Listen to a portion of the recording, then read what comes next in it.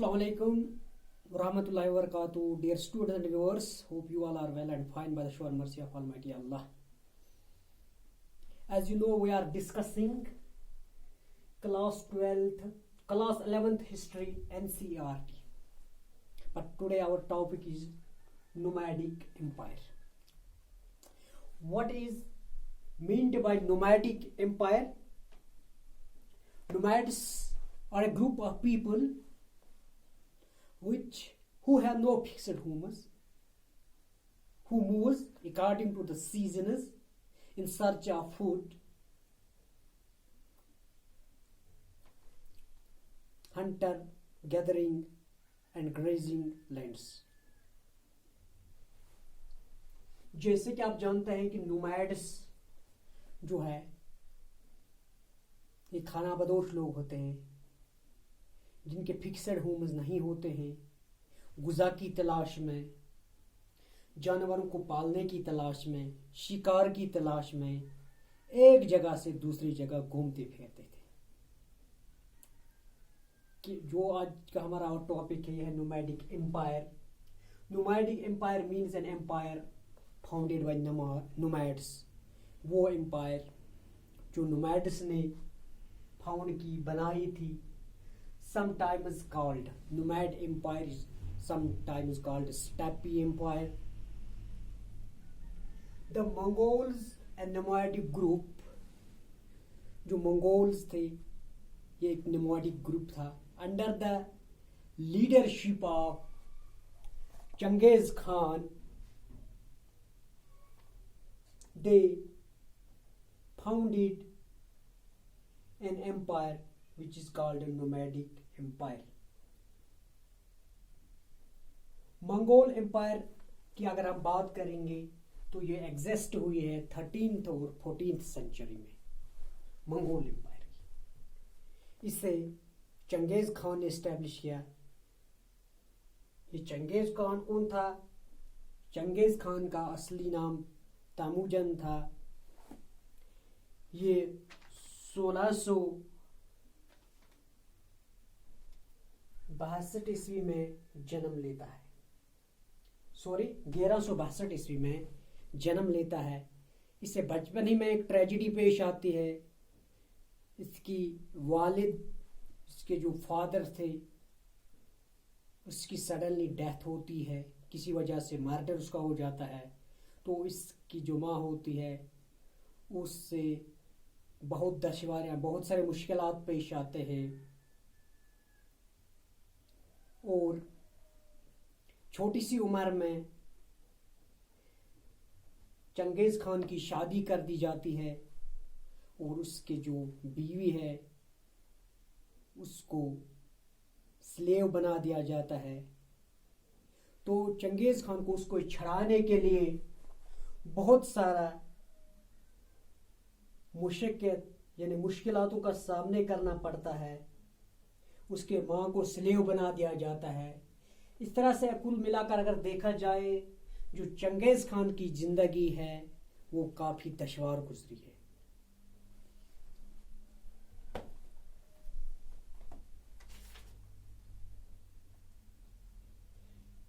अब जो present day जो मंगोलिया है ये मंगोल एम्पायर की या नोमैडिक एम्पायर की सेंटर थी। उस वक्त जो मंगोल एम्पायर है उस वक्त उनकी सेंटर थी।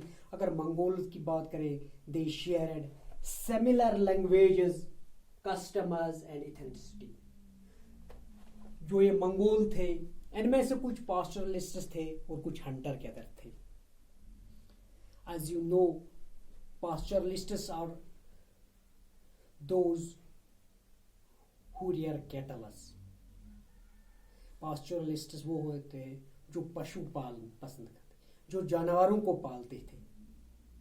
नोमैड्स में एक ग्रुप था नोमैडिक एम्पायर में जो जानवरों को पालते थे, उनसे अपना जो ज़रूरियात ज़िंदगी मुहैया करते थे, उनका गोश्त खाते थे, उनका दूध वगैरह पीते थे, उनको घास खिलाने के लिए एक जगह से दूसरी जगह लेते जाते थे, फिरते थे, घूमते थे।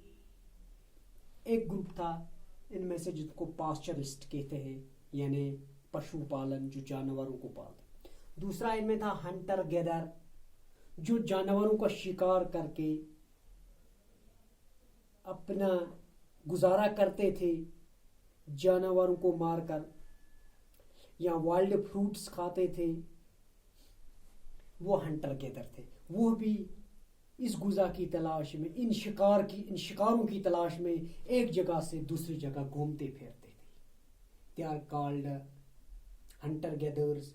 तो एक को कहते थे पास्चुरलिस्ट्स। अगर बात करेंगे जो सोर्सेस है हमारे पास नोमैडिक एम्पायर को अंडरस्टैंड करने के लिए, कौन से सोर्सेस हमारे पास है, किसी भी एम्पायर को अंडरस्टैंड करने के लिए, समझने के लिए कुछ न कुछ सोर्सेस जरूर होते हैं। तो इसी तरीके से, इसी तरह से जो इस नोमैडिक एम्पायर को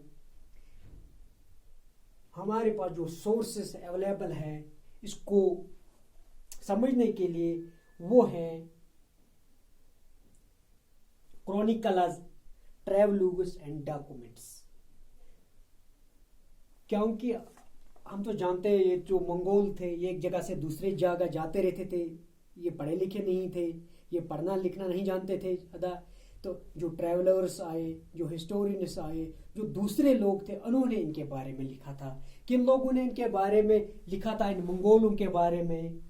वो है बुद्धिस्ट्स हैं, क्रिश्चियंस हैं, तुर्कस हैं या मुस्लिम्स हैं। लेकिन but vital material are also available in the Italian, Latin, French and Russian. जो हमारे पास मटीरियल है वो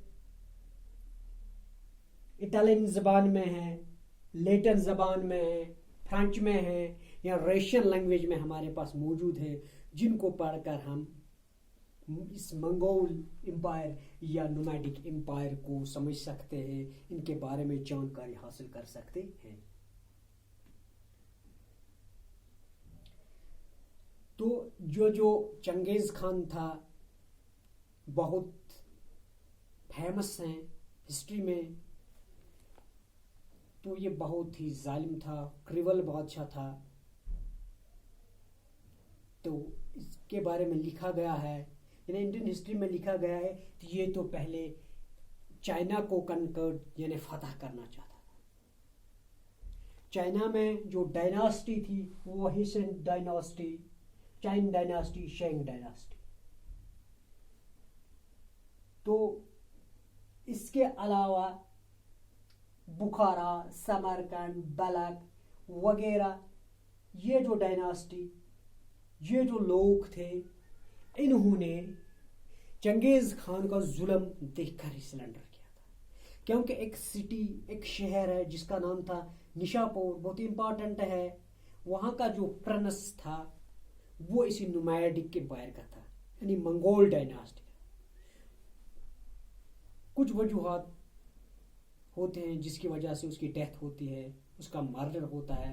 ये जो चंगेज़ खान है ये अपनी आर्मी को, अपनी फौज को हुक्म देता है, ये जो निशापुर है इसमें जितने भी रहने वाले हैं उन सब का कत्ल करो, उन सब का कत्ल करो, किसी को जिंदा नहीं। इवन छोटे बच्चे भी हैं, मर्द हैं, औरत हैं, बूढ़े हैं, सब का खत्म करो। ये देखकर, इसका ये जुल्म देखकर, ये जो बुखारा है, समरकंद है या बल्ख है, ये सरेंडर करते इसका ये जुल्म देखकर, यानी इसकी हुकूमत में आते, सरेंडर करते इसके सामने। और एक वजह, अगर ये चंगेज़ खान इतना जालिम था, इतना क्रूअल था, फिर इसने इतनी वास्ट हुकूमत कैसे तामीर की, यानी इतना बड़ा मुल्क इसने कैसे फतह किया चंगेज़ खान ने। इसके वजूहात क्या थे? अगर यूरोप एंड एशिया तक इसकी जो ये हुकूमत, इसकी जो ये एम्पायर फैली हुई थी तो कैसी थी? इसका मेन रीज़न है मिलिट्री पावर। एक वजह मिलिट्री पावर, इसके पास जो फौज थी, जो सेना थी, वो वेल वेपनड थी, वो ताकतवर थी, तादाद में बहुत ज़्यादा थे, हुनरमंदी में बहुत होशियार थे, फुर्तेला थे। इस वजह से इसने इतनी बड़ी हुकूमत बनाई। दूसरी वजह, ये जो इसके सिपाही थे یہ ہارس رائڈنگ بہت جانتے تھے اور تیر اندازی بہت اچھی جانتے تھے، کیونکہ تب تیر اندازی سے تلواروں سے جنگ لڑی جاتی تھی. تو یہ جو ان کے فوج تھے، چنگیز خان تھے، یہ مہارت رکھتے تھے کس میں؟ تیر اندازی میں اور ہارس رائڈنگ میں. ایک اور وجہ جو اس کے رولرز تھے جو اس نے بنائے تھے، چھوٹے چھوٹے رولرز یا جس اس کے انجینئرز تھے، انہوں نے ایسے ہتھیار بنائے تھے، ایسے ویپنز انوینٹ کیے تھے which are light weight، جو ہلکے تھے، جن کو ایک جگہ سے دوسری جگہ پہنچانے میں آسانی ہوتی تھی، بھاری نہیں تھی. یہ بھی ایک کارن ہے، یہ بھی ایک وجہ ہے بنتا ہے کہ اس کی جو امپائر ہے وہ سپریڈ ہوتی گئی، وہ پھیلتی ہوتی گئی. اس کے جو اکوپمنٹس ہیں، جو اس کے جو ہتھیار تھے، وہ کیا تھے؟ Light weight. انہوں نے پہاڑوں کو چیر کر ان کے اندر غار بنائے تھے، راستے بنائے تھے، تاکہ سیزنز ڈو ناٹ امپیکٹ. موسم کا ان پر کوئی اثر نہیں پڑتا تھا، موسم ان پر کوئی اثر انداز نہیں ہوتا تھا. وہ کسی بھی موسم میں اپنے کام کرتے جاتے تھے، اپنی اس امپائر کو، اپنی اس سلطنت کو، اپنی اس حکومت کو سپریڈ کرتے جاتے تھے.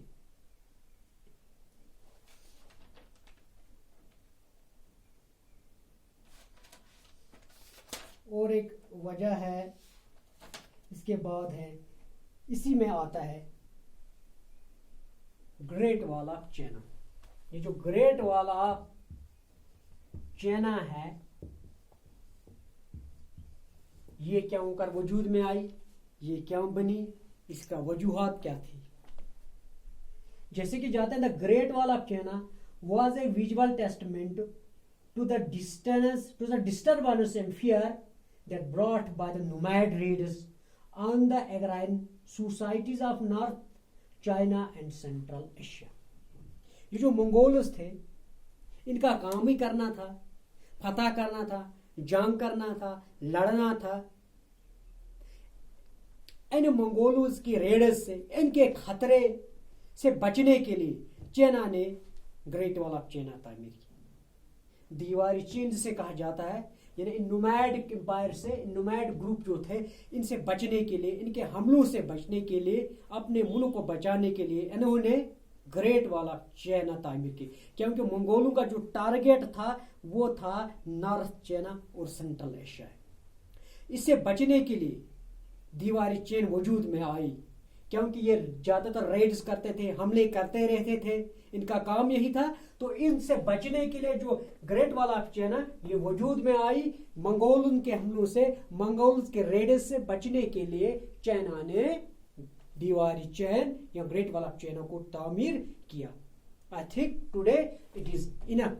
In the next class, inshallah, we will discuss more things about nomadic empire. Thank you. Have a nice day. Goodbye.